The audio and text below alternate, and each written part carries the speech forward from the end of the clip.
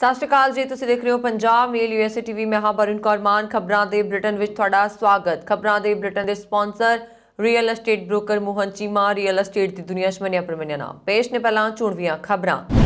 भारत सरकार वालों आस्ट्रेलिया जाण वालियां लई वड्डी सौगात, टूर लगाउणा होया सौखा। बाइडन ने तूफान प्रभावित 6 राज्यां नूं सहायता देण दा कीता वादा। मुड़ हो सकती है बाइडन ते पुतिन विचाले गलबात। सांझे बयान विच रूस नूं आर्थिक पाबंदियां दी चेतावनी। अमेरिका दे कैंटकी तूफान ने मचाई तबाही, 100 तो वध लोकां दी मौत दा खदशा। अमेरिका तूफान मगरों लापता लोकां दी भाल जारी। अमेरिका दी चीन खिलाफ वड्डी कार्रवाई, सदन विच पास किया गया बिल। दुबई बनी दुनिया दी पहली पेपरलैस सरकार, 35 करोड़ अमेरिकी डॉलर दी होवेगी बचत। कैनेडा तेज हवावां कारण बिजली सप्लाई ठप, 2 ਲੱਖ ਤੋਂ ਵਧੇਰੇ ਲੋਕ ਹਨੇਰੇ ਵਿੱਚ ਰਹਿਣ ਲਈ ਮਜਬੂਰ। ਤੇ ਹੁਣ ਇਹਨਾਂ ਖਬਰਾਂ ਦਾ ਵਿਸਥਾਰ।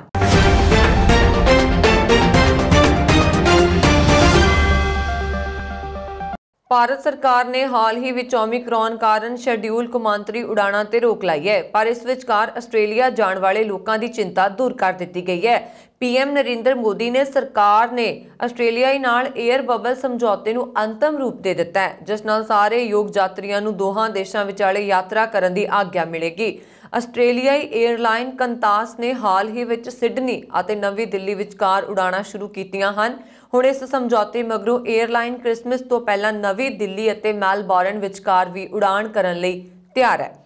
ਭਾਰਤ ਸਰਕਾਰ ਵੱਲੋਂ ਸ਼ਡਿਊਲ ਕੌਮਾਂਤਰੀ ਉਡਾਣਾਂ ਨੂੰ ਮੁਅੱਤਲ ਕੀਤੇ ਜਾਣ ਤੋਂ ਪਹਿਲਾਂ 에ਅਰ ਇੰਡੀਆ ਨਵੀਂ ਦਿੱਲੀ ਤੋਂ ਮੈਲਬੌਰਨ ਅਤੇ ਸਿਡਨੀ ਨਾਲ ਜੋੜਨ ਵਾਲੀਆਂ ਸਿੱਧੀਆਂ ਉਡਾਣਾਂ ਚਲਾਉਂਦੀ ਸੀ।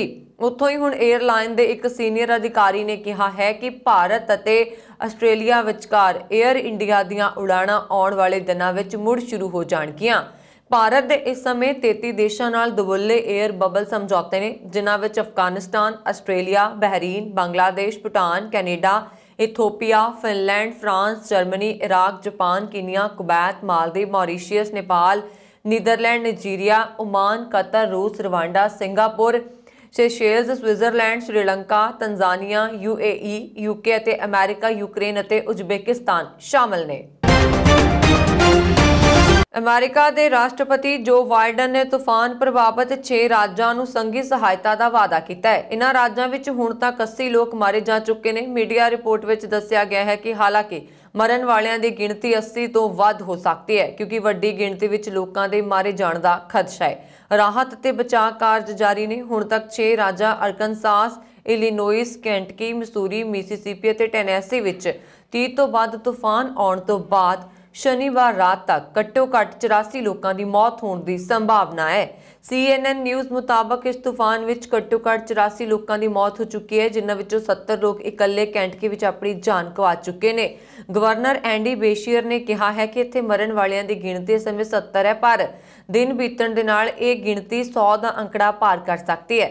उन्होंने कहा कि मैं अपनी जिंदगी में अजिही तबाही कदे नहीं देखी ते इस तूफान नूं शब्दां विच बयान करना बहुत मुश्किल है।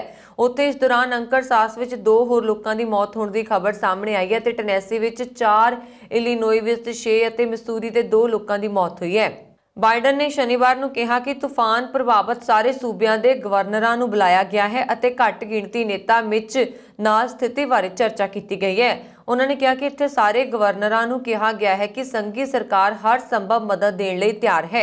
राष्ट्रपति बाइडन ने कहा कि कैंटकी के गवर्नर बेशियर की बेनती ते उत्ते एमरजेंसी की स्थिति घोषित की गई है। हुण कैंटकी लई सहायता तेज करन ते काम किया जाएगा। यूक्रेन संबंधी पैदा हुए तनाव विचाले रूसी राष्ट्रपति के दफ्तर क्रेमलिन ने कहा है कि राष्ट्रपति व्लादिमीर पुतिन ते अमेरिकी राष्ट्रपति जो बाइडन नज़दीकी भविख विच मुड़ तो गलबात कर सकते हैं। इन्ना ही नहीं, किसी मौके पुतिन अमेरिकी राष्ट्रपति नूं मिल भी सकते हैं। बरतानिया के लिबरल पूल शहर विच हो रही G7 देशों के विदेश मंत्रियों की बैठक में मुख्य चर्चा रूस ते चीन ते केंद्रित रही है। पता लगा है कि संयुक्त बयान में यूक्रेन ते हमला करन ते रूस नूं माड़े नतीजों की चेतावनी देने की तैयारी है।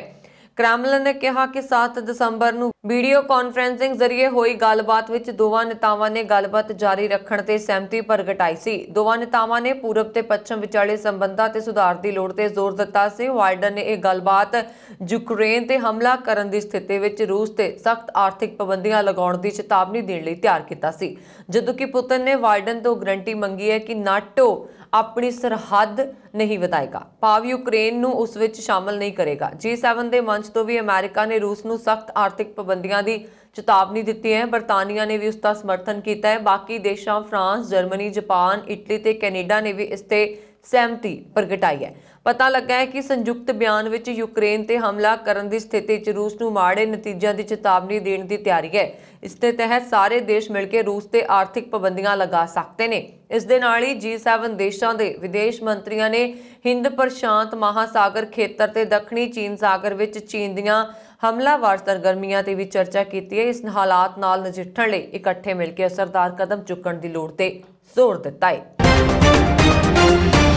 अमेरिका के केंटकी सूबे विच तूफान कारण हुण तक 80 तो ज्यादा लोगों की मौत हो चुकी है, पर असल अंकड़ा इस तो ज्यादा हो सकता है। यह कहना है केंटकी सूबे के गवर्नर एंडी का। उन्होंने एतवार नूं CNN न्यूज़ चैनल ने कहा, मैं जानता हाँ कि असीं 80 तो ज्यादा अपने नागरिकों नूं गवा दिता है। यह संख्या 100 तो ज्यादा हो सकती है। यह हुण तक का सब तो विनाशकारी तूफान है। उन्होंने दस्सिया कि तूफान कारण घट तो घट 227 मील की रफ्तार नाल हवा चल रही है, जिस विच 200 मील का दायरा केंटकी विच सी, जिस कारण पूरा शहर तबाह हो गया। सैकड़े लोग जख्मी भी दसे जा रहे हैं। उन्होंने कहा, मेरे पिता जी का गृह नगर जिसका अद्धा हिस्सा हुण खड़ा नहीं है, इसका वर्णन करना मुश्किल है। मैनू पता है कि लोग दृश्य देख सकते हैं, इस तो उभरन विच समा लगेगा। मेरा मतलब है कि तुसीं लोकां दी जांच करन लई घर घर जाते हो और देखते हो कि वो ठीक हन जां नहीं, कोई दरवाज़ा नहीं है। सवाल यह है कि हज़ारां ढांचे मलबे विच तब्दील हो गए ने। मेरा मतलब है ये विनाशकारी है। अमेरिका विच आए जोरदार तूफान मगरों राहत कर्मी लापता लोगों की भाल विच लगे हुए ने। मलबा आले दुआले खिलरिया होया है ते लापता लोगों की तलाश की जा रही है। जिक्रयोग है कि तूफान ने पूरे मध्य अमेरिका विच काफ़ी तबाही मचाई है। दर्जनां लोग मारे गए ने ते माली नुकसान होया। एक मोमबत्तियां बनाने वाली फैक्ट्री तबाह हो गई है, जिथे शुक्रवार रात 110 लोग काम कर रहे सन। इन्हां विचों 40 नूं बचा लिया गया सी। इकल्ले कैंटकी विच 22 जाने मारे गए ने, पर कुछ रिपोर्टां मुताबक 70 लोगों के मरण का खदशा भी है। 5 राज्यां विच 36 मौतां की पुष्टि हो चुकी है। 6 जने इलिनोई विच मारे गए हैं, जिथे एमाजोन की एक इकाई तबाह हो गई। इस तो इलावा टेनेसी विच 4, कंसास विच 2 ते मिसूरी विच भी 2 लोगों की मौत हुई है। अमेरिका के इतिहास विच इसनूं सब तो खतरनाक तूफानों विचों एक मन्निया जा रहा है। दस्सणयोग है कि मार्च 1925 विच सब तो लंबा चलण वाला टॉर्नेडो आया सी, जो कि 335 किलोमीटर का पेंडा तय कर गया सी। तूफान विच कई इमारतां, दरख्त तबाह हो गए हैं। मलबा हटाउण लई भारी मशीनरी वरती जा रही है। ताइवान और दक्षिणी चीन सागर समेत कई मुद्दों को लैके तनाव दरमियान अमेरिका ने चीन खिलाफ वड्डा कदम चुक्या। उइगर मुसलमानों बारे चीन नूं सबक सिखाउण लई अमेरिका ने वड्डा कदम चुक्या। अमेरिकी प्रतिनिधि सदन दे चीन के शिनजियांग खेतर विच उइगर मुसलमानों की जबरी मजदूरी के नियमां नूं रोकण लई एक कानून पास किया है। उइगर जबरदस्ती मजदूरी रोकथाम कानून नूं सदन विच इस मुद्दे ते 428 दे भारी बहुमत नाल समर्थन दिता गया। हुण यह बिल सैनेट नूं भेजा जाएगा। उत्थों पास होने तो बाद राष्ट्रपति की मोहर लग जाएगी। इस बिल के पास होने नाल शिनजियांग तो तैयार होने वाले समान ते पाबंदी लग सकती है। अजिहा एक मापदंड सैनेट विच पहलां ही पास किया जा चुका है। सदन की स्पीकर नैंसी पेलोसी ने वोटिंग तो पहलां कहा, चीन की तानाशाही, जनतक जुलम, तशद्दद अते जबरी मजदूरी राही उइगर अते होर घट गिणतियां ते जुलम कर रही है। इन्हां बिलों के पास होने नाल इस जबर नूं रोकिया जा सकेगा। दूजे पासे चीनी विदेश मंत्रालय के बुलारे बांग बेनबिन ने नस्लकुशी और जबरी मजदूरी के अमेरिका के दोषों को शास्त्र बदनामी करार दिता। वांग ने कहा कि अमेरिका आर्थिक धक्केशाही की साजिश रच रहा। रिपोर्टों अनुसार चीनी सरकार ने उइगरां और होर मुस्लिम घट गिणतियां लई नज़रबंदी कैंप स्थापित किए हैं। हालांकि चीन शिनजियांग विच दुर्व्यवहार तो इनकार करता है। अमेरिकी सरकार और कई अधिकार समूहों का कहना है कि बीजिंग उत्थे नस्लकुशी कर रहा है। अमेरिका के फैसले तो बाद वीरवार नूं ज़्यादातर चीनी सोलर उपकरण निर्मातावां दे शेयर डिग गए ने। डिग रहे स्टॉकां विच ट्रीना सोलर कंपनी अते ਜ਼ੇ ਸੋਲਰ ਟੈਕਨੋਲੋਜੀ ਕੰਪਨੀ ਸ਼ਾਮਲ ਹਨ। दुबई सरकार दुनिया की पहली सरकार बन गई है जो पूरी तरह पेपरलैस है। इसकी घोषणा करते हुए अमीरात के क्राउन प्रिंस शेख हमदान बिन मोहम्मद बिन राशिद अल मखतूम ने कहा कि इस नाल $350 मिलियन और 14 मिलियन मैन घंटे बचणगे। शेख ने एक बयान में कहा कि दुबई सरकार विच सारी अंदरूनी ते बाहरी लैण देण ते सारियां प्रक्रियावां हुण 100% डिजिटल ਹਨ ਅਤੇ ਇੱਕ ਵਿਆਪਕ ਡਿजिटल ਸਰਕਾਰੀ ਸੇਵਾਵਾਂ ਪਲੇਟਫਾਰਮ ਦੁਆਰਾ ਪ੍ਰਬੰਧਿਤ ਕੀਤੀਆਂ ਜਾਂਦੀਆਂ ਨੇ। ਇਸ ਟੀਚੇ ਦੀ ਪ੍ਰਾਪਤੀ ਦੁਬਈ ਦੀ ਜ਼ਿੰਦਗੀ ਦੇ ਸਾਰੇ ਪਹਿਲੂਆਂ ਨੂੰ ਡਿਜੀਟਾਈਜ਼ ਕਰਨ ਦੀ ਯਾਤਰਾ ਵਿੱਚ ਇੱਕ ਨਵੇਂ ਪੜਾਅ ਦੀ ਸ਼ੁਰੂਆਤ ਨੂੰ ਦਰਸਾਉਂਦੀ ਹੈ। ਇਸ ਯਾਤਰਾ ਦੀ ਜੜ ਨਵੀਨਤਾ, ਰਚਨਾਤਮਕਤਾ ਤੇ ਭਵਿੱਖ ਤੇ ਫੋਕਸ ਹੈ। ਦੁਬਈ ਦੀ ਕਾਗਜ਼ ਰਹਿਤ ਰਣਨੀਤੀ ਨੂੰ ਲਗਾਤਾਰ 5 ਪੜਾਵਾਂ ਵਿੱਚ ਲਾਗੂ ਕੀਤਾ ਗਿਆ ਸੀ ਅਤੇ ਹਰ ਪੜਾਅ ਵਿੱਚ ਦੁਬਈ ਸਰਕਾਰ ਦੇ ਵੱਖ-ਵੱਖ ਸਮੂਹ ਸ਼ਾਮਲ ਸਨ। ਪੰਜਵੇਂ ਪੜਾਅ ਦੇ ਅੰਤ ਵਿੱਚ ਅਮੀਰਾਤ ਵਿੱਚ ਸਾਰੇ 45 ਸਰਕਾਰੀ ਵਿਭਾਗਾਂ ਵਿੱਚ ਰਣਨੀਤੀ ਲਾਗੂ ਕੀਤੀ ਗਈ ਸੀ।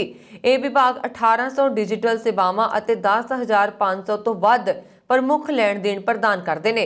ਇੱਕ ਬਿਆਨ ਵਿੱਚ ਕਿਹਾ ਗਿਆ ਹੈ ਕਿ ਭਾਗ ਲੈਣ ਵਾਲੀਆਂ ਸੰਸਥਾਵਾਂ ਵਿਚਕਾਰ ਸਹਿਯੋਗ ਅਤੇ ਏਕੀਕਰਨ ਨੇ ਗਾਹਕਾਂ ਨੂੰ ਪ੍ਰਦਾਨ ਕੀਤੀਆਂ ਪ੍ਰਕਿਰਿਆਵਾਂ ਅਤੇ ਸੇਵਾਵਾਂ ਦੇ ਸਵੈ-ਚਾਲਨ ਨੂੰ ਸਮਰੱਥ ਬਣਾਇਆ। ਕਾਗਜ਼ ਦੀ ਖਪਤ ਵਿੱਚ $336 ਮਿਲੀਅਨ ਤੋਂ ਵੱਧ ਦੀ ਕਟੌਤੀ ਕੀਤੀ। ਰਣਨੀਤੀ ਨੇ ਦੁਬਈ ਸਰਕਾਰ ਨੂੰ $350 ਮਿਲੀਅਨ ਅਤੇ 14 ਮਿਲੀਅਨ ਤੋਂ ਵੱਧ ਮੈਨ ਘੰਟੇ ਬਚਾਉਣ ਵਿੱਚ ਵੀ ਮਦਦ ਕੀਤੀ। ਦੁਬਈ ਸਰਕਾਰ ਦਾ ਸੰਪੂਰਨ ਡਿਜੀਟਲ ਪਰਿਵਰਤਨ ਸਾਰੇ ਵਸਨੀਕਾਂ ਲਈ ਸਮਾਰਟ ਸਿਟੀ ਦੇ ਤਜਰਬੇ ਨੂੰ ਭਰਪੂਰ ਕਰੇਗਾ, ਕਾਗਜ਼ੀ ਲੈਣ ਦੇਣ ਅਤੇ ਦਸਤਾਵੇਜ਼ ਦੀ ਜ਼ਰੂਰਤ ਨੂੰ ਪੂਰੀ ਤਰ੍ਹਾਂ ਖਤਮ ਕਰ ਦੇਗਾ, ਚਾਹੇ ਉਹ ਗਾਹਕਾਂ ਨੂੰ ਸੌਂਪੇ ਗਏ ਹੋਣ ਜਾਂ ਸਰਕਾਰੀ ਅਦਾਰਿਆਂ ਵਿੱਚ ਕਰਮਚਾਰੀਆਂ ਵਿੱਚ ਅਦਲਾ ਬਦਲੀ ਕੀਤੇ ਜਾਣ। ਡਿਜੀਟਾਈਜ਼ੇਸ਼ਨ ਦੁਬਈ ਨਾਓ ਐਪਲੀਕੇਸ਼ਨ ਰਾਹੀਂ ਨਿਵਾਸੀਆਂ ਲਈ ਬੇਮਿਸਾਲ ਅਨੁਭਵ ਪ੍ਰਦਾਨ ਕਰਨ ਵਿੱਚ ਵੀ ਮਦਦ ਕਰੇਗਾ, ਜੋ 12 ਮੁੱਖ ਸ਼੍ਰੇਣੀਆਂ ਵਿੱਚ 130 ਤੋਂ ਵੱਧ ਸਮਾਰਟ ਸਿਟੀ ਸੇਵਾਵਾਂ ਤੱਕ ਪਹੁੰਚ ਦੀ ਆਗਿਆ ਦਿੰਦਾ ਹੈ। ਕੈਨੇਡਾ ਦੇ ontario ਸੂਬੇ ਵਿੱਚ ਤੇਜ਼ ਹਵਾਵਾਂ ਚੱਲਣ ਕਾਰਨ 2 ਲੱਖ ਤੋਂ ਵੱਧ ਲੋਕ ਬਿਜਲੀ ਦੇ ਬਿਨਾਂ ਰਹਿ ਰਹੇ ਨੇ। ਪਾਵਰ ਕੰਪਨੀ ਹਾਈਡਰੋ ਵਨ ਨੇ ਇਹ ਜਾਣਕਾਰੀ ਦਿੱਤੀ ਹੈ। ਹਾਈਡਰੋ ਵਨ ਨੇ ਟਵੀਟ ਕੀਤਾ ਹੈ ਕਿ ਔਨ ਸਟਾਰਮ ਜਾਰੀ ਰਹਿਣ ਕਾਰਨ 2 ਲੱਖ ਤੋਂ ਵੱਧ ਲੋਕ ਬਿਜਲੀ ਤੋਂ ਬਿਨਾਂ ਹਨ। ਅਸੀਂ ਉਮੀਦ ਕਰਦੇ ਹਾਂ ਕਿ ਦੱਖਣੀ ਮੱਧ ਅਤੇ ਪੂਰਬੀ ON ਦੇ ਸਭ ਤੋਂ ਵੱਧ ਪ੍ਰਭਾਵਿਤ ਖੇਤਰਾਂ ਵਿੱਚ ਗਾਹਕ ਪੂਰੀ ਤਰ੍ਹਾਂ ਬਿਜਲੀ ਤੋਂ ਬਿਨਾਂ ਰਹਿਣਗੇ। ਜਿਵੇਂ ਮੌਸਮ ਠੀਕ ਹੋਏਗਾ, ਹੋਰ ਕਰਮਚਾਰੀ ਉਹਨਾਂ ਦੀ ਮਦਦ ਲਈ ਪਹੁੰਚਣਗੇ। ਅਸੀਂ ਹਰ ਕਿਸੇ ਦੇ ਧੀਰਜ ਦੀ ਸ਼ਲਾਘਾ ਕਰਦੇ ਹਾਂ। ਉਧਰ ਕੈਨੇਡੀਅਨ ਸਰਕਾਰ ਨੇ 90 ਜਾਂ 100 ਕਿਲੋਮੀਟਰ ਪ੍ਰਤੀ ਘੰਟਾ ਦੀ ਰਫ਼ਤਾਰ ਨਾਲ ਚੱਲਣ ਵਾਲੀਆਂ ਤੇਜ਼ ਹਵਾਵਾਂ ਕਾਰਨ ਸੂਬੇ ਦੇ ਦੱਖਣੀ ਖੇਤਰਾਂ ਲਈ ਮੌਸਮ ਸੰਬੰਧੀ ਚੇਤਾਵਨੀ ਜਾਰੀ ਕੀਤੀ ਹੈ। ਪਾਵਰ ਕੰਪਨੀ ਨੇ ਕਿਹਾ ਕਿ ਚਾਲਕ ਦਲ ਹੁਣ ontario ਦੇ ਕੁਝ ਹਿੱਸਿਆਂ ਵਿੱਚ ਤੇਜ਼ ਹਵਾਵਾਂ ਕਾਰਨ ਆਈ ਰੁਕਾਵਟ ਨੂੰ ਦੂਰ ਕਰਨ ਦੀ ਕੋਸ਼ਿਸ਼ ਵਿੱਚ ਲੱਗਾ ਹੋਇਆ ਹੈ। ਰੁਕਾਵਟ ਅਤੇ ਨੁਕਸਾਨ ਚਿੰਤਾ ਦਾ ਵਿਸ਼ਾ ਨੇ ਅਤੇ ਪਾਵਰ ਕੰਪਨੀ ਉਮੀਦ ਕਰਦੀ ਹੈ ਕਿ ਸਭ ਤੋਂ ਵੱਧ ਪ੍ਰਭਾਵਿਤ ਖੇਤਰਾਂ ਵਿੱਚ ਲੋਕ ਪੂਰੀ ਰਾਤ ਬਿਜਲੀ ਤੋਂ ਬਿਨਾਂ ਰਹਿਣਗੇ। ਕੋਵਿਡ ਮਹਾਮਾਰੀ ਕਾਰਨ ਏਸ਼ੀਆ ਦੀਆਂ 2 ਵੱਡੀਆਂ ਸ਼ਕਤੀਆਂ ਭਾਰਤ ਅਤੇ ਚੀਨ ਦਾ ਹਿੰਦ ਅਤੇ ਪ੍ਰਸ਼ਾਂਤ ਮਹਾਸਾਗਰ ਵਿੱਚ ਪ੍ਰਭਾਵ ਘਟ ਗਿਆ ਹੈ। ਇਹ ਦਾਅਵਾ ਆਸਟ੍ਰੇਲੀਆ ਦੇ ਲੋਵੀ ਇੰਸਟੀਚਿਊਟ ਨੇ ਆਪਣੀ ਰਿਪੋਰਟ ਵਿੱਚ ਕੀਤਾ। ਇਸ ਮੁਤਾਬਕ ਭਾਰਤ ਅਤੇ ਚੀਨ ਦਾ ਬਾਹਰੀ ਦੁਨੀਆ ਅਤੇ ਆਪਣੇ ਖਿੱਤੇ ਵਿੱਚ ਪ੍ਰਭਾਵ ਘਟਿਆ ਹੈ, ਜਦਕਿ ਅਮਰੀਕਾ ਨੇ ਸ਼ਾਨਦਾਰ ਕੂਟਨੀਤੀ ਰਾਹੀਂ ਆਪਣੀ ਪਕੜ ਮਜ਼ਬੂਤ ਕੀਤੀ ਹੈ। ਇਸ ਖੇਤਰ ਦੇ ਦੇਸ਼ ਤੇ ਇਸ ਦਾ ਪ੍ਰਭਾਵ ਵਧਿਆ। ਲੋਵੀ ਇੰਸਟੀਚਿਊਟ ਨੇ ਏਸ਼ੀਅਨ ਪਾਵਰ ਇੰਡੈਕਸ 2021 ਸਿਰਲੇਖ ਵਾਲੀ ਰਿਪੋਰਟ ਜਾਰੀ ਕੀਤੀ ਹੈ। ਇਸ ਵਿੱਚ ਚੀਨ ਬਾਰੇ ਇੱਕ ਅਹਿਮ ਟਿੱਪਣੀ ਹੈ। ਰਿਪੋਰਟ ਵਿੱਚ ਕਿਹਾ ਗਿਆ ਹੈ, ਮਹਾਮਾਰੀ ਤੋਂ ਬਾਅਦ ਚੀਨ ਫਸ ਗਿਆ। ਉਸ ਨੂੰ ਕੂਟਨੀਤਿਕ ਅਤੇ ਆਰਥਿਕ ਮੋਰਚੇ ਤੇ ਅਲੱਗ-ਥਲੱਗ ਕਰ ਦਿੱਤਾ ਗਿਆ। ਇਹ ਉਸ ਦੇ ਪਛੜਨ ਦਾ ਕਾਰਨ ਹੈ। ਭਾਰਤ ਇਸ ਖੇਤਰ ਦੀ ਚੌਥੀ ਸਭ ਤੋਂ ਵੱਡੀ ਸ਼ਕਤੀ ਹੈ। ਅਮਰੀਕਾ, ਜਾਪਾਨ ਅਤੇ ਚੀਨ ਪਹਿਲਾਂ ਹੀ ਇੱਥੇ ਮੌਜੂਦ ਹਨ। ਏਸ਼ੀਆਈ ਸ਼ਕਤੀਆਂ ਦੀ ਮਜ਼ਬੂਤ ਮੌਜੂਦਗੀ ਦੇ ਬਾਵਜੂਦ ਹਿੰਦ ਪ੍ਰਸ਼ਾਂਤ ਖੇਤਰ ਵਿੱਚ ਅਮਰੀਕੀ ਪ੍ਰਭਾਵ ਫਿਰ ਤੇਜ਼ੀ ਨਾਲ ਵਧਿਆ ਹੈ। ਇਸ ਦਾ ਕਾਰਨ ਜੋ ਬਾਈਡਨ ਪ੍ਰਸ਼ਾਸਨ ਦੀ ਮਜ਼ਬੂਤ ਕੂਟਨੀਤੀ ਹੈ। ਅਮਰੀਕਾ ਨੇ ਮਹਾਮਾਰੀ ਤੋਂ ਠੀਕ ਹੋਣ ਤੋਂ ਬਾਅਦ ਤੇਜ਼ੀ ਨਾਲ ਰਿਕਵਰੀ ਕੀਤੀ ਹੈ। ਆਰਥਿਕ ਤੌਰ ਤੇ ਵੀ ਤੇਜ਼ੀ ਆਈ ਹੈ। ਡੋਨਾਲਡ ਟਰੰਪ ਦੇ ਅਧੀਨ ਇਹ ਕੰਮ ਔਖਾ ਲੱਗ ਰਿਹਾ ਸੀ। ਸੂਚਾਂਕ ਦੇ 8 ਵਿੱਚੋਂ 6 ਅੰਕਾਂ ਵਿੱਚ ਅਮਰੀਕਾ ਸਭ ਤੋਂ ਮਜ਼ਬੂਤ ਹੈ। ਰਿਪੋਰਟ ਮੁਤਾਬਕ ਭਾਰਤ ਅਜੇ ਵੀ ਅਮਰੀਕਾ ਤੇ ਜ਼ਿਆਦਾ ਨਿਰਭਰ ਨਹੀਂ ਹੈ। ਇਸ ਦੇ ਬਾਵਜੂਦ ਉਹ ਚੀਨ ਨੂੰ ਫੌਜੀ ਅਤੇ ਰਣਨੀਤਿਕ ਦ੍ਰਿਸ਼ਟੀਕੋਣ ਤੋਂ ਸਖਤ ਚੁਣੌਤੀ ਪੇਸ਼ ਕਰ ਰਿਹਾ ਹੈ ਅਤੇ ਉਸ ਦਾ ਮੁਕਾਬਲਾ ਕਰਨ ਦੀ ਕੋਸ਼ਿਸ਼ ਕਰਦਾ ਹੈ। ਪਾਕਿਸਤਾਨ ਦੇ ਪ੍ਰਧਾਨ ਮੰਤਰੀ ਇਮਰਾਨ ਖਾਨ ਨੇ ਸ਼ਨੀਵਾਰ ਨੂੰ ਕਿਹਾ ਕਿ ਮਨੁੱਖੀ ਸੰਕਟ ਅਤੇ ਆਰਥਿਕ ਪਤਨ ਨੂੰ ਰੋਕਣ ਲਈ ਹਰ ਸੰਭਵ ਉਪਾਅ ਕਰਕੇ ਅਫਗਾਨਿਸਤਾਨ ਵਿੱਚ ਸਥਿਰਤਾ ਅਤੇ ਵਿਕਾਸ ਨੂੰ ਬੜਾਵਾ ਦੇਣ ਲਈ ਅਮਰੀਕਾ ਅਤੇ ਪਾਕਿਸਤਾਨ ਦਰਮਿਆਨ ਗੂੜ੍ਹੀ ਸਾਂਝੇਦਾਰੀ ਹੋਣੀ ਚਾਹੀਦੀ ਹੈ। ਅਮਰੀਕੀ ਸੈਨੇਟਰਾਂ ਦੇ 4 ਮੈਂਬਰੀ ਵਫਦ ਦਾ ਸਵਾਗਤ ਕਰਦੇ ਹੋਏ ਖਾਨ ਨੇ ਕਿਹਾ ਕਿ ਦੋਵਾਂ ਦੇਸ਼ਾਂ ਨੂੰ ਅੱਤਵਾਦ ਸਮੇਤ ਖੇਤਰ 'ਚ ਸੁਰੱਖਿਆ ਖਤਰਿਆਂ ਨਾਲ ਨਜਿੱਠਣ ਲਈ ਕਰੀਬੀ ਸਹਿਯੋਗ ਬਣ ਕੇ ਕੰਮ ਕਰਨਾ ਚਾਹੀਦਾ ਹੈ। ਅਮਰੀਕੀ ਰਾਸ਼ਟਰਪਤੀ ਜੋ ਬਾਈਡਨ ਵੱਲੋਂ ਆਯੋਜਿਤ ਡੈਮੋਕ੍ਰੇਸੀ ਸਮਿਟ ਦਾ ਬਾਈਕਾਟ ਕਰਨ ਸੰਬੰਧੀ ਫੈਸਲੇ ਦੇ ਕਾਰਨ ਪਾਕਿਸਤਾਨ ਨਾਲ ਸੰਬੰਧਾਂ 'ਚ ਆਏ ਨਵੇਂ ਤਣਾਅ ਦਰਮਿਆਨ ਸ਼ੁੱਕਰਵਾਰ ਰਾਤ ਪਾਕਿਸਤਾਨ ਪਹੁੰਚੇ ਵਫਦ ਦਾ ਸਵਾਗਤ ਕਰਦੇ ਹੋਏ ਉਹਨਾਂ ਨੇ ਕਿਹਾ ਕਿ ਪਾਕਿਸਤਾਨ ਅਮਰੀਕਾ ਨਾਲ ਆਪਣੇ ਲੰਬੇ ਸਮੇਂ ਤੋਂ ਚੱਲੇ ਆ ਰਹੇ ਸਬੰਧਾਂ ਨੂੰ ਮਹੱਤਵ ਦਿੰਦਾ ਹੈ ਅਤੇ ਸਾਰੇ ਖੇਤਰਾਂ ਵਿੱਚ ਵਿਸ਼ੇਸ਼ ਰੂਪ ਨਾਲ ਆਰਥਿਕ ਪੱਧਰ ਤੇ ਇਸ ਦਾ ਵਿਸਤਾਰ ਕਰਨ ਲਈ ਵਚਨਬੱਧ ਹੈ। ਉਹਨਾਂ ਨੇ ਕਿਹਾ ਕਿ ਸ਼ਾਂਤੀ, ਸਥਿਰਤਾ ਅਤੇ ਆਰਥਿਕ ਵਿਕਾਸ ਦੇ ਸਾਂਝੇ ਉਦੇਸ਼ਾਂ ਨੂੰ बढ़ावा ਦੇਣ ਲਈ ਪਾਕਿਸਤਾਨ ਅਤੇ ਅਮਰੀਕਾ ਦਰਮਿਆਨ ਗੂੜੀ ਸਾਂਝੇਦਾਰੀ ਹੋਣੀ ਚਾਹੀਦੀ ਹੈ। ਵਿਸ਼ੇਸ਼ ਰੂਪ ਨਾਲ ਮਨੁੱਖੀ ਸੰਕਟ ਅਤੇ ਆਰਥਿਕ ਪਤਨ ਨੂੰ ਰੋਕਣ ਲਈ ਹਰ ਸੰਭਵ ਉਪਾਅ ਕਰਕੇ ਅਫਗਾਨ ਲੋਕਾਂ ਦਾ ਸਮਰਥਨ ਕਰਨ ਦੀ ਤੁਰੰਤ ਲੋੜ ਨੂੰ ਰੇਖਾਂਕਿਤ ਕਰਨਾ ਚਾਹੀਦਾ ਹੈ।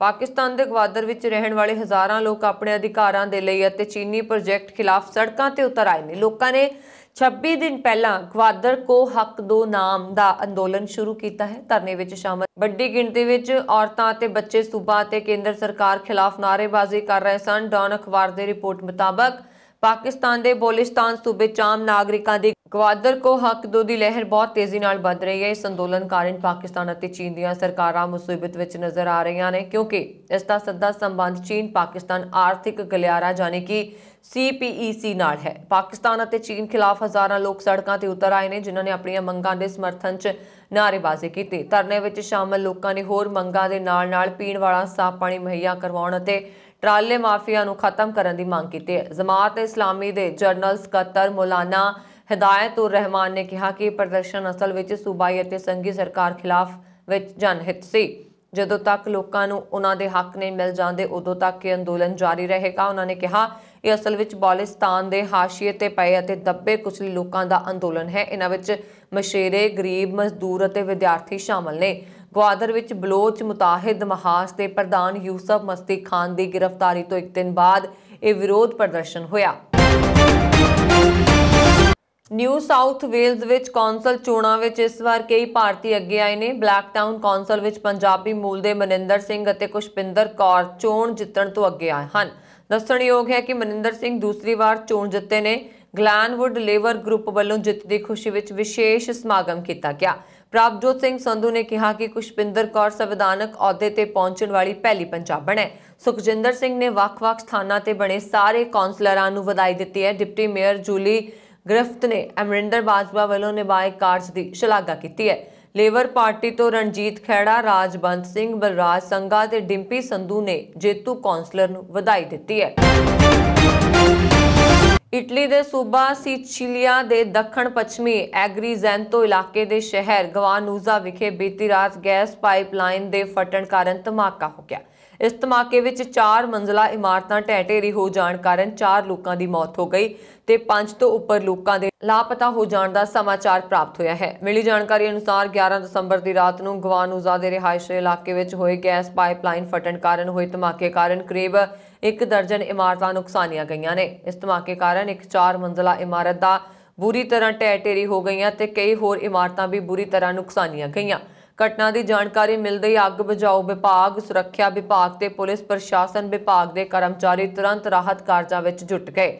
ਉਹ ਇਮਾਰਤ ਦੇ ਮਲਬੇ ਹੇਠੋਂ ਕਈ ਜ਼ਖਮੀਆਂ ਨੂੰ ਕੱਢਣ ਵਿੱਚ ਕਾਮਯਾਬ ਰਹੇ, ਪਰ ਅਫਸੋਸ ਇਸ ਘਟਨਾ ਵਿੱਚ 4 ਲੋਕਾਂ ਦੀ ਦਰਦਨਾਕ ਮੌਤ ਹੋ ਗਈ, ਜਿਸ ਵਿੱਚ 2 ਔਰਤਾਂ ਵੀ ਸ਼ਾਮਲ ਹਨ, ਜਦੋਂ ਕਿ 5 ਤੋਂ ਉੱਪਰ ਲੋਕ ਜਿਹੜੇ ਇਸ ਇਮਾਰਤ ਵਿੱਚ ਰਹਿੰਦੇ ਸਨ ਉਹ ਲਾਪਤਾ ਹਨ। ਇਸ ਖੇਤਰ ਦੇ ਸਰਕਾਰੀ ਸੁਰੱਖਿਆ ਵਿਭਾਗ ਦੇ डायरेक्टर सल्वातोरो कोचीना अनुसार घटना का कारण गैस पाइपलाइन के लीक होकर फटना है, जिहड़ा कि जमीन के धसण कारण जां खराब मौसम कारण वापरिया।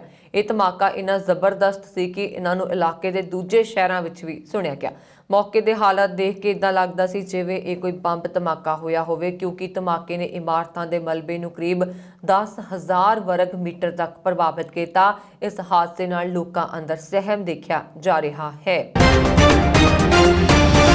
कोरोना के नवे रूप ओमिक्रॉन ने दुनिया भर में दहशत फैलाई हुई है। इस दहशत कारण कई देशों में मुड़ तो पाबंदियों का दौर शुरू हो गया। भारत में कोरोना के नवे रूप के मामले सामने आने शुरू हो गए। इस विचाले हुण चंडीगढ़ में ओमिक्रॉन ने दस्तक दे दी है। दरअसल चंडीगढ़ में एक 20 साल नौजवान ओमिक्रॉन वेरिएंट नाल संक्रमित पाया गया। ਇਹ ਨੌਜਵਾਨ ਕੁਝ ਦਿਨ ਪਹਿਲਾਂ ਹੀ ਇਟਲੀ ਤੋਂ ਚੰਡੀਗੜ੍ਹ ਆਇਆ ਸੀ, ਜਿੱਥੇ ਉਹ ਘਰ ਵਿੱਚ ਕੁਆਰੰਟਾਈਨ ਸੀ। ਪਰ 1 ਦਸੰਬਰ ਨੂੰ ਦੁਬਾਰਾ ਹੋਈ ਕਰੋਨਾ ਟੈਸਟਿੰਗ ਵਿੱਚ ਉਹ ਕਰੋਨਾ ਨਾਲ ਸੰਕਰਮਿਤ ਪਾਇਆ ਗਿਆ, ਜਿਸ ਤੋਂ ਬਾਅਦ ਕਰੋਨਾ ਪ੍ਰੋਟੋਕਾਲ ਦੇ ਤਹਿਤ ਉਸ ਨੂੰ ਇੰਸਟੀਟਿਊਸ਼ਨਲ ਕੁਆਰੰਟਾਈਨ ਵਿੱਚ ਰੱਖਿਆ ਗਿਆ ਸੀ ਤੇ ਉਸ ਦਾ ਕਰੋਨਾ ਦਾ ਸੈਂਪਲ ਦਿੱਲੀ ਦੀ ਇੱਕ ਲੈਬ ਵਿੱਚ ਭੇਜਿਆ ਗਿਆ ਸੀ। ਕਰੋਨਾ ਦੇ ਨਵੇਂ ਰੂਪ ਦੇ ਰਿਸਕ ਕਾਰਨ ਉਸ ਦੇ ਘਰ ਦੇ ਹੋਰ ਮੈਂਬਰਾਂ ਨੂੰ ਵੀ ਕੁਆਰੰਟਾਈਨ ਕੀਤਾ ਗਿਆ। ਦੱਸ ਦੇਈਏ ਕਿ 11 ਦਸੰਬਰ ਦੀ ਰਾਤ ਨੂੰ ਇਸ ਨੌਜਵਾਨ ਦੀ ਕਰੋਨਾ ਰਿਪੋਰਟ ਸਾਹਮਣੇ ਆਈ, ਜਿਸ ਵਿੱਚ ਉਹ ਓਮਿਕਰੋਨ ਨਾਲ ਸੰਕਰਮਿਤ ਪਾਇਆ ਗਿਆ ਹੈ। ਦੱਸਿਆ ਜਾ ਰਿਹਾ ਹੈ ਕਿ ਨੌਜਵਾਨ ਇਟਲੀ ਤੋਂ ਫਾਈਜ਼ਰ ਦੀਆਂ ਦੋਨੋਂ ਕਰੋਨਾ ਵੈਕਸੀਨ ਲਗਵਾ ਚੁੱਕਿਆ ਸੀ। ਗੌਰਤਲਬ ਹੈ ਕਿ ਕਰੋਨਾ ਦੇ ਨਵੇਂ ਰੂਪ ਓਮਿਕਰੋਨ ਦਾ ਮਾਮਲਾ ਸਾਹਮਣੇ ਆਉਣ ਤੋਂ ਬਾਅਦ ਸਿਹਤ ਵਿਭਾਗ ਵੱਲੋਂ ਲੋਕਾਂ ਨੂੰ ਕਰੋਨਾ ਪ੍ਰੋਟੋਕਾਲ ਦੀ ਪਾਲਣਾ ਕਰਨ ਦੀ ਹਦਾਇਤ ਦਿੱਤੀ ਗਈ ਹੈ। ਉਹਨਾਂ ਨੇ ਲੋਕਾਂ ਨੂੰ ਅਪੀਲ ਕਰਦਿਆਂ ਕਿਹਾ ਕਿ ਸਾਰੇ ਸਮੇਂ ਦੇ ਨਾਲ ਕਰੋਨਾ ਵੈਕਸੀਨ ਦੀਆਂ ਦੋਵੇਂ ਡੋਜ਼ ਜ਼ਰੂਰ ਲੈਣ ਤਾਂ ਜੋ ਇਸ ਵੈਰੀਐਂਟ ਤੋਂ ਬਚਿਆ ਜਾ ਸਕੇ। ਪੰਜਾਬ ਕਾਂਗਰਸ ਦੇ ਪ੍ਰਧਾਨ ਨਵਜੋਤ ਸਿੱਧੂ ਨੇ ਪੰਜਾਬ ਬੋਲਦਾ ਪ੍ਰੋਗਰਾਮ ਵਿੱਚ ਅਸਿੱਧੇ ਤਰੀਕੇ ਨਾਲ ਕਾਂਗਰਸ ਹਾਈ ਕਮਾਨ ਨੂੰ ਖਬਰਦਾਰ ਕਰਦਿਆਂ ਕਿਹਾ ਕਿ ਉਹ ਸਿਆਸਤ ਵਿੱਚ ਸ਼ੋਪੀਸ ਬਣਨ ਲਈ ਨਹੀਂ ਆਏ ਹਨ। ਉਹਨਾਂ ਨੇ ਕਿਹਾ ਕਿ ਚੰਗੇ ਇਨਸਾਨ ਨੂੰ ਸਿਆਸਤ ਵਿੱਚ ਨੁਮਾਇਸ਼ ਦੀ ਚੀਜ਼ ਬਣਾ ਦਿੱਤਾ ਜਾਂਦਾ ਹੈ। ਚੋਣਾਂ ਜਿੱਤਣ ਮਗਰੋਂ ਮੋਹਰੇ ਵਾਂਗ ਰੱਖ ਦਿੱਤਾ ਜਾਂਦਾ ਹੈ। ਉਹਨਾਂ ਰਾਹੁਲ ਗਾਂਧੀ ਅਤੇ ਪ੍ਰਿਯੰਕਾ ਗਾਂਧੀ ਨਾਲ ਡਟ ਕੇ ਖੜਨ ਦੀ ਗੱਲ ਵੀ ਕੀਤੀ ਹੈ। ਸਿੱਧੂ ਨੇ ਕਿਹਾ ਕਿ ਉਹਨਾਂ ਲਈ ਪੰਜਾਬ ਦੇ ਹਿੱਤ ਪਹਿਲੀ ਤਰਜੀਹ ਨੇ। ਸਿੱਧੂ ਨੇ ਖੁਦ ਨੂੰ ਅਸਿੱਧੇ ਤੌਰ ਤੇ ਆਗਾਮੀ ਚੋਣਾਂ ਲਈ ਮੁੱਖ ਮੰਤਰੀ ਦੇ ਚਿਹਰੇ ਵਜੋਂ ਪੇਸ਼ ਕੀਤਾ। ਸਿੱਧੂ ਨੇ ਕਿਹਾ ਕਿ ਪੰਜਾਬ ਚੋਣਾਂ ਐਤਕੀ ਅਗਲੀ ਨਸਲ ਬਚਾਉਣ ਦੇ ਮੁੱਦੇ ਤੇ ਹੋਣਗੀਆਂ ਤੇ ਲੋਕਾਂ ਕੋਲ ਆਖਰੀ ਮੌਕਾ ਹੈ ਕਿ ਉਹਨਾਂ ਨੇ ਅਗਲੀ ਪੀੜ੍ਹੀ ਨੂੰ ਬਚਾਉਣ ਲਈ ਸਹੀ ਵਿਅਕਤੀ ਦੀ ਚੋਣ ਕਰਨੀ ਹੈ ਜਾਂ ਪੰਜਾਬ ਨੂੰ ਅਰਾਜਕਤਾ ਵੱਲ ਧੱਕਣਾ ਹੈ। ਉਹਨਾਂ ਆਪਣੇ ਹਵਾਲੇ ਨਾਲ ਕਿਹਾ ਕਿ ਪੰਜਾਬ ਦੇ ਲੋਕ ਇਮਾਨਦਾਰ ਲੋਕਾਂ ਨੂੰ ਅੱਗੇ ਲਿਆਉਣ। ਉਹਨਾਂ ਨੇ ਕਿਹਾ ਕਿ ਐਤਕੀ ਪੰਜਾਬ ਦੇ ਲੋਕ ਗੁੰਮਰਾਹ ਨਹੀਂ ਹੋਣਗੇ। ਇੱਥੇ ਲਾਭ ਭਵਨ 'ਚ ਬੋਲਦਾ ਪੰਜਾਬ ਪ੍ਰੋਗਰਾਮ ਵਿੱਚ ਨਵਜੋਤ ਸਿੱਧੂ ਨੇ ਲੋਕਾਂ ਦੇ ਸਵਾਲ ਠਰਮੇ ਨਾਲ ਸੁਣੇ ਤੇ ਸਭਨਾਂ ਦੇ ਜਵਾਬ ਦਿੱਤੇ। ਉਹਨਾਂ ਆਪਣੇ ਪੰਜਾਬ ਮਾਡਲ ਦੀ ਗੱਲ ਕਰਦਿਆਂ ਕਈ ਸਵਾਲਾਂ ਦਾ ਸਿੱਧਾ ਜਵਾਬ ਦੇਣ ਤੋਂ ਟਾਲਾ ਵੱਟਿਆ। ਉਹਨਾਂ ਆਪਣੇ ਏਜੰਡੇ ਅਤੇ ਸਿਧਾਂਤਾਂ ਦੇ ਮਾਮਲੇ ਤੇ ਆਪਣੀ ਹੀ ਪਿੱਠ ਥਾਪੜੀ। ਲੈਂਡ ਸੀਲਿੰਗ ਨਾਲ ਸੰਬੰਧਿਤ ਸਵਾਲਾਂ ਦਾ ਸਿੱਧੂ ਨੇ ਕੋਈ ਸਿੱਧਾ ਜਵਾਬ ਨਾ ਦਿੱਤਾ। ਡੰਕਲ ਤਜਵੀਜ਼ ਦੇ ਮੁੱਦੇ ਤੇ ਵੀ ਉਹ ਗੋਲ-ਮੋਲ ਗੱਲ ਕਰ ਗਏ। ਸਾਬਕਾ ਸਿਵਲ ਅਧਿਕਾਰੀ ਜੀਕੇ ਸਿੰਘ ਨੇ ਸਿਹਤ ਅਤੇ ਸਿੱਖਿਆ ਤੋਂ ਇਲਾਵਾ ਪ੍ਰਵਾਸ ਦਾ ਮੁੱਦਾ ਚੁੱਕਿਆ। ਕਿਸਾਨ ਅੰਦੋਲਨ ਵਿੱਚ ਅਹਿਮ ਭੂਮਿਕਾ ਨਿਭਾਉਣ ਵਾਲੇ ਭਾਰਤੀ ਕਿਸਾਨ ਯੂਨੀਅਨ ਦੇ ਆਗੂ ਰਾਕੇਸ਼ ਟਿਕੈਤ ਨੂੰ ਲੰਡਨ ਵਿੱਚ 21ਵੀਂ ਸਦੀ ਦੇ ਆਈਕਨ ਅਵਾਰਡ 2021 ਨਾਲ ਸਨਮਾਨਿਤ ਕੀਤਾ ਗਿਆ। ਦਰਅਸਲ ਲੰਡਨ ਦੀ ਇਹ ਕੰਪਨੀ ਹਰ ਸਾਲ ਵਿਸ਼ਵ ਪੱਧਰ ਤੇ ਵੱਡੀ ਸ਼ਖਸੀਅਤ ਨੂੰ ਅਵਾਰਡ ਦੇ ਕੇ ਸਨਮਾਨਿਤ ਕਰਦੀ ਹੈ। ਇਸ ਵਾਰ ਇਸ ਅਵਾਰਡ ਲਈ ਰਾਕੇਸ਼ ਟਿਕੈਤ ਦਾ ਨਾਮ ਭੇਜਿਆ ਗਿਆ ਸੀ, ਜਿਸ ਤੋਂ ਬਾਅਦ ਹੁਣ ਉਹਨਾਂ ਨੂੰ ਇਸ ਅਵਾਰਡ ਨਾਲ ਸਨਮਾਨਿਤ ਕੀਤਾ ਗਿਆ ਹੈ। ਦੱਸ ਦਈਏ ਕਿ ਰਾਕੇਸ਼ ਟਿਕੈਤ ਨੂੰ ਇਹ ਅਵਾਰਡ ਲੰਡਨ ਸਥਿਤ ਬਰਤਾਨੀਆ ਦੇ ਸਕੁਏਅਰ ਵਾਟਰਮੈਲਨ ਆਫ ਬ੍ਰਿਟੇਨ ਵੱਲੋਂ ਕਿਸਾਨ ਅੰਦੋਲਨ ਨੂੰ ਜ਼ਿੰਦਾ ਰੱਖਣ ਲਈ ਦਿੱਤਾ ਗਿਆ। ਇਹ ਅਵਾਰਡ ਦੇਣ ਦਾ ਕੰਮ ਸਾਲ 2017 ਵਿੱਚ ਸ਼ੁਰੂ ਕੀਤਾ ਗਿਆ ਸੀ। ਇਸ ਤੋਂ ਪਹਿਲਾਂ 4 ਭਾਰਤੀਆਂ ਨੂੰ 21ਵੀਂ ਸਦੀ ਦੇ ਆਈਕਨ ਅਵਾਰਡ ਨਾਲ ਸਨਮਾਨਿਤ ਕੀਤਾ ਜਾ ਚੁੱਕਿਆ ਹੈ। ਜ਼ਿਕਰਯੋਗ ਹੈ ਕਿ ਕੇਂਦਰ ਸਰਕਾਰ ਵੱਲੋਂ ਖੇਤੀ ਕਾਨੂੰਨ ਵਾਪਸ ਲੈਣ ਤੇ ਕਈ ਮੰਗਾਂ ਮੰਨੇ ਜਾਣ ਤੋਂ ਬਾਅਦ ਕਿਸਾਨਾਂ ਨੇ ਆਪਣਾ ਅੰਦੋਲਨ ਵਾਪਸ ਲੈ ਲਿਆ ਹੈ। ਸੰਯੁਕਤ ਕਿਸਾਨ ਮੋਰਚਾ ਤੇ ਕੇਂਦਰ ਸਰਕਾਰ ਵਿਚਾਲੇ ਕਈ ਮੁੱਦਿਆਂ ਤੇ ਸਹਿਮਤੀ ਬਣਨ ਤੋਂ ਬਾਅਦ ਕਿਸਾਨ ਜਥੇਬੰਦੀਆਂ ਸ਼ਨੀਵਾਰ ਸਵੇਰ ਦਿੱਲੀ ਦੀਆਂ ਸਰਹੱਦਾਂ ਤੇ ਰਵਾਨਾ ਹੋਣੀਆਂ ਸ਼ੁਰੂ ਹੋ ਗਈਆਂ ਸਨ। ਸਿੰਘੂ ਬਾਰਡਰ ਤੋਂ ਕਿਸਾਨਾਂ ਦੀ ਕਾਫੀ ਹੱਦ ਤੱਕ ਰਵਾਨਗੀ ਹੋ ਚੁੱਕੀ ਹੈ ਤੇ ਜੋ ਅਜੇ ਨਹੀਂ ਆ ਸਕਦੇ ਉਹਨਾਂ ਨੇ ਆਪਣਾ ਸਮਾਨ ਇੱਥੇ ਸਮੇਟ ਲਿਆ ਹੈ ਤੇ ਜਾਣ ਦੀ ਤਿਆਰੀ ਹੋ ਚੁੱਕੀ ਹੈ। ਕੁਝ ਕੁ ਕਿਸਾਨਾਂ ਨੇ ਸਮਾਨ ਬੰਨ੍ਹ ਲਿਆ ਹੈ ਅਤੇ ਉਹ ਟਰੱਕ ਜਾਂ ਟਰਾਲੀ ਦਾ ਇੰਤਜ਼ਾਰ ਕਰ ਰਹੇ ਨੇ। ਇਸ ਬਾਰਡਰ ਨੂੰ ਸਾਫ਼ ਕਰਨ ਦੇ ਲਈ ਕਿੰਨੀਆਂ ਹੀ ਜੇਸੀਬੀ ਲੱਗੀਆਂ ਹੋਈਆਂ ਨੇ ਅਤੇ ਨਾਲ ਹੀ ਵੱਡੀ ਗਿਣਤੀ ਵਿੱਚ ਵਲੰਟੀਅਰ ਵੀ ਲੱਗੇ ਹੋਏ ਨੇ। ਉਮੀਦ ਕੀਤੀ ਜਾਂਦੀ ਹੈ ਕਿ ਜਲਦੀ ਹੀ ਸਾਫ਼ ਸਫਾਈ ਕਰ ਲਈ ਜਾਏਗੀ ਅਤੇ ਸੜਕਾਂ ਤੇ ਰਸਤੇ ਦੀ ਮੁਰੰਮਤ ਕਰਵਾਈ ਜਾਏਗੀ। ਉਸ ਤੋਂ ਬਾਅਦ ਨਿਰੀਖਣ ਕਰਕੇ ਹੀ ਇਹ ਰਸਤਾ ਆਮ ਲੋਕਾਂ ਦੇ ਲਈ ਖੋਲ੍ਹਿਆ ਜਾਏਗਾ। ਕਿਸਾਨਾਂ ਨੇ ਸਿੰਘੂ ਬਾਰਡਰ ਤੇ ਕਾਫੀ ਲੰਬਾ ਸਮਾਂ ਬਿਤਾਇਆ ਹੈ ਅਤੇ ਰੋਜ਼ਾਨਾ ਦੀਆਂ ਸਹੂਲਤਾਂ ਨੂੰ ਵੀ ਉਹਨਾਂ ਨੇ ਕਾਇਮ ਰੱਖਣ ਦੇ ਲਈ ਪੱਕੇ ਹੀ ਬੰਦੋਬਸਤ ਕੀਤੇ ਹੋਏ ਸਨ। ਕਈ ਥਾਵਾਂ ਤੇ ਪੱਕੀਆਂ ਦੀਵਾਰਾਂ ਕੀਤੀਆਂ ਹੋਈਆਂ ਸਨ। ਇਸ ਦੇ ਨਾਲ ਹੀ ਪਖਾਨੇ, ਆਰਓ, ਭੱਠੀਆਂ, ਲੋਹੇ ਦੇ ਸ਼ੈੱਡ, ਪਾਣੀ ਦੀਆਂ ਪਾਈਪਾਂ ਤੋਂ ਇਲਾਵਾ ਹੋਰ ਵੀ ਕਈ ਤਰ੍ਹਾਂ ਦਾ ਪ੍ਰਬੰਧ ਕੀਤਾ ਹੋਇਆ ਸੀ। ਇਸ ਕਰਕੇ ਇਸ ਥਾਂ ਨੂੰ ਆਮ ਰਸਤਾ ਬਣਾਉਣ ਦੇ ਲਈ ਸਾਰਾ ਕੁਝ ਹਟਾਇਆ ਜਾ ਰਿਹਾ ਹੈ ਅਤੇ ਇੱਥੇ ਪਿਆ ਬੇਲੋੜਾ ਸਮਾਨ ਵੀ ਹਟਾਇਆ ਜਾ ਰਿਹਾ ਹੈ ਤੇ ਸਫਾਈ ਪੂਰੇ ਜ਼ੋਰਾਂ ਸ਼ੋਰਾਂ ਤੇ ਚੱਲ ਰਹੀ ਹੈ। ਚੰਡੀਗੜ੍ਹ ਦੀ ਹਰਨਾਜ਼ ਕੌਰ ਸੰਧੂ ਨੇ ਭਾਰਤ ਦੇ ਨਾਮ ਵੱਡੀ ਉਪਲਬਧੀ ਹਾਸਲ ਕਰ ਲਈ ਹੈ। ਹਰਨਾਜ਼ ਸੰਧੂ ਨੇ ਮਿਸ ਯੂਨੀਵਰਸ 2021 ਦਾ ਤਾਜ ਆਪਣੇ ਨਾਂ ਕਰ ਲਿਆ। ਹਰਨਾਜ਼ ਸੰਧੂ ਨੇ 21 ਸਾਲ ਬਾਅਦ ਮੁੜ ਭਾਰਤ ਵਿੱਚ ਮਿਸ ਯੂਨੀਵਰਸ ਦਾ ਤਾਜ ਲਿਆਂਦਾ ਹੈ।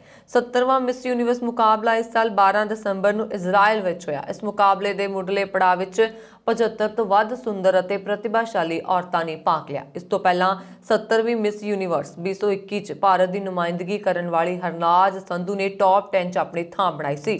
ਮੁਕਾਬਲੇ ਦੀ ਸ਼ੁਰੂਆਤ ਵਿੱਚ ਜੱਜਾਂ ਨੂੰ ਲੁਭਾਉਣ ਤੋਂ ਬਾਅਦ ਹਰਨਾਜ਼ ਨੇ ਸਵਿਮਸੂਟ ਰਾਉਂਡ ਲਈ ਰਨਵੇ ਤੇ ਆਪਣਾ ਆਤਮ ਵਿਸ਼ਵਾਸ ਦਿਖਾਇਆ।